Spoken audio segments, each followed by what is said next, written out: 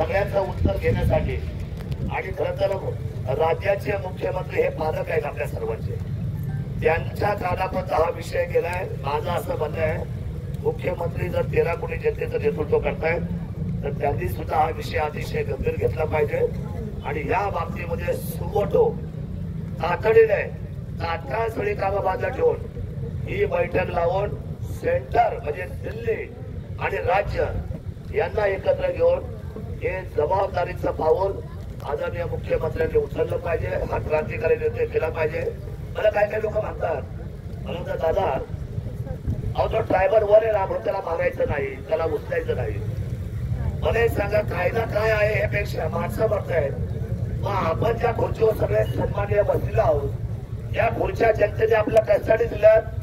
जर जनतेच्या विरोधात किंवा माणसाचा जर मृत्यू होत असेल, माणसाचा जीव जात असेल आमच्या लेकराबाळाचा, तर कायदा बदलण्यासाठीच आम्ही तुम्हाला दोन्ही सभागृहामध्ये पाठवलेला आहे.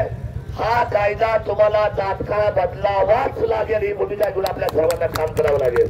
त्यामुळे माझी प्रशासनाला विनंती आहे, इथे कोण डिवाइस घालून जा पाटील साहेब, आपण मेसेज द्यावर कलेक्टरला आणि तुझ्या एसपीला सुद्धा की ही लोक आता हटणार नाही आणि आम्ही निर्णय घेतल्याशिवाय मागे जाणार नाही. आम्हाला पालकमंत्री महोदय पाहिजे आणि आम्हाला या राज्याचे वनमंत्री पाहिजे. आम्ही अतिशय शांततेत त्याचे संवाद करू. आम्ही बिलकुल कायदा हातात घेणार नाही. आम्ही त्यांना सन्मानपूर्वक ऐकू, कारण ते आमच्या राज्याचे नेते आहेत.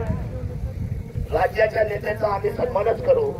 हा तालुका आंबेगाव जुन्नर हे सगळ्यात मोठी हा उत्तरेचा भाग अतिशय सुसंस्कृत आहे, चांगला आहे, सज्ञान आहे. आमचा सगळा शेतकरी इथं ग्रॅज्युएट झालेला आहे, अतिशय उच्च शिक्षित मुलं आहेत आमची.